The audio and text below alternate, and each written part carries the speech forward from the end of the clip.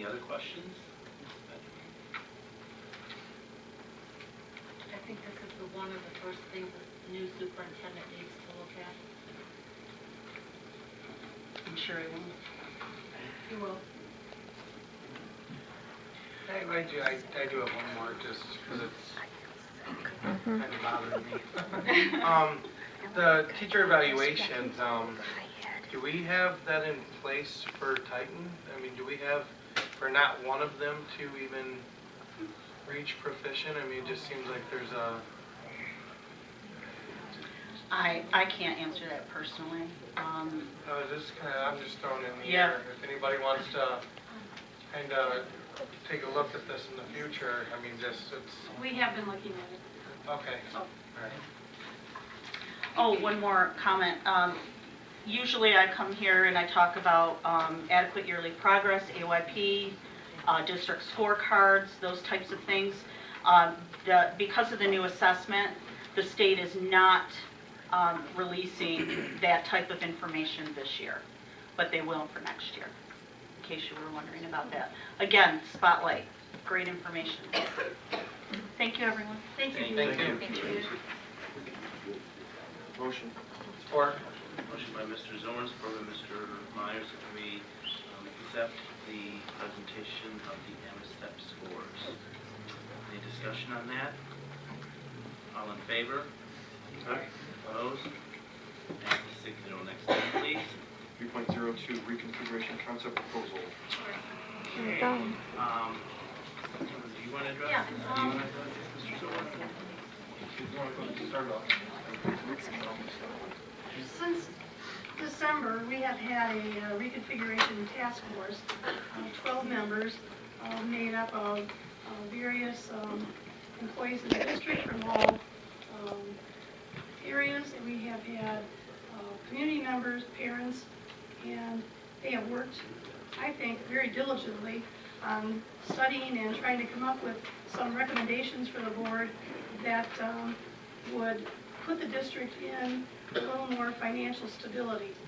And Mr. Saylor, I see you and several members of the task force here this evening, and they completed their report, which I sent to you earlier last week, about the middle of the week, and was it? Friday. And Mr. Saylor?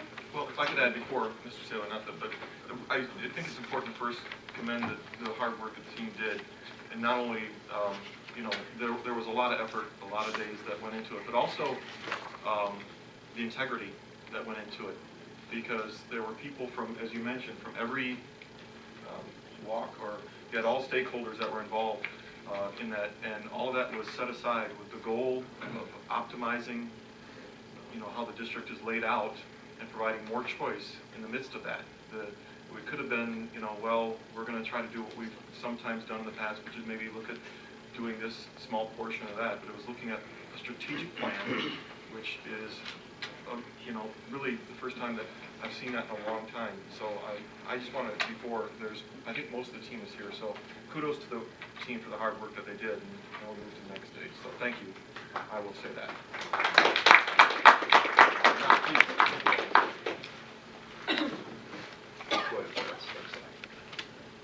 Thank you. We have a PowerPoint presentation up here. You guys want to start? And one of the first things I want to start off with is talk about the conditions that kind of drove us to the need of change. And there are three primary conditions that drove us to the need of change. You're going to have to bear with me a little bit. I'm fighting a cold, and I think I'm losing. So, one of the first things that drove us to the need for change is the declining student population. Over the last several years, just the number of students which has been attending Taylor School District has declined. And unfortunately, the way in which schools are funded is by the student count, by how many students we have. And so what we have is a situation in which our funding is going down, but each year the state of Michigan increases the requirements of those things which we have to pay for. So it doesn't take a genius to figure out is our amount of money is coming down and our expenses are coming up, we're getting squeezed in between. And we're at that pinch point right now. And that was one of the things that drove us to a need to change. The other thing, large class sizes. One of the things that we've done in the past to accommodate this change or difference between the amount of money we're bringing in and the expenses that are increasing is by making cuts. That's usually the first thing we try to do. The unfortunate part about making cuts is class sizes have started to increase. And we all know that large class sizes isn't necessarily educationally sound. And the last thing down here is the desire to enrich our curriculum. Unfortunately, when you start making cuts and trims to the curriculum or to the staff, you cut curriculum, and you start losing classes that can enrich the curriculum, especially those things that are core classes, but they are elective core classes. And what we want to do is be able to be competitive with our neighbors, those districts around us. So those three things really help to drive the need for change. Next slide. The mission that we were given was to review all the data that the district has collected. And the district has spent a lot of time over the last couple of years collecting lots and lots of data. From a lot of it from surveys, other from internal surveys, external surveys, financial information, just a lot of time collecting this data. So what we want to do is be able to take that data and be able to disaggregate it, take it apart, look at it, and see what the data tell us, and come up with a plan that not only keep our district solvent, but also be able to become educationally rich. Basically, as I put down here, make things better. One of the biggest things they told us as well is that nothing's off the table.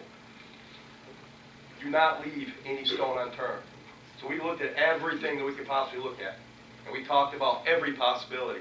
And that's one of the reasons why it took us so long when we got this mission back in December, and we're just now recording in February, is because we looked at every possibility. Go ahead, next.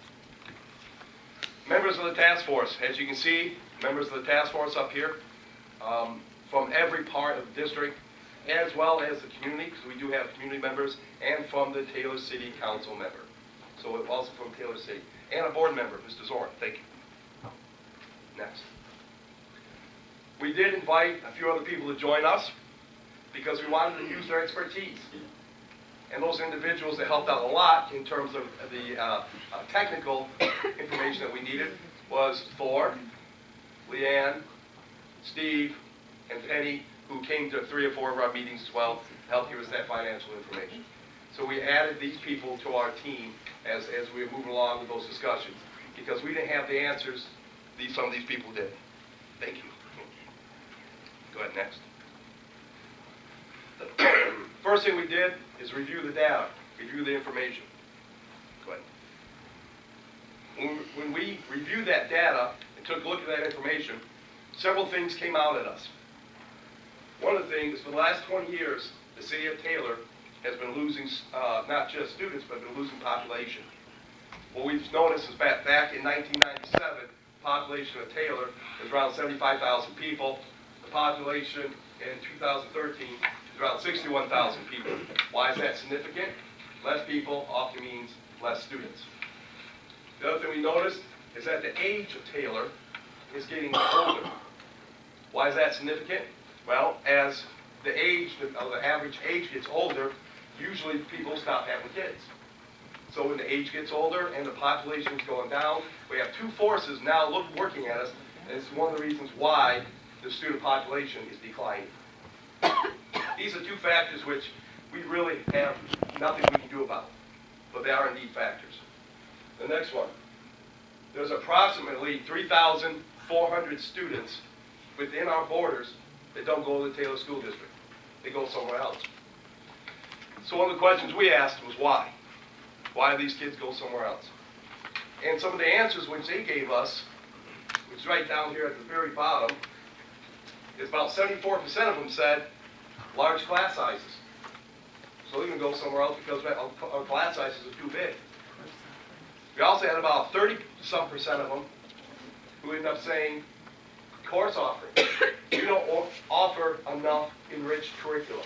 We have the basics, the math, the science, the English, the social studies. We want more than just that. We want to have a rich course offerings for our students.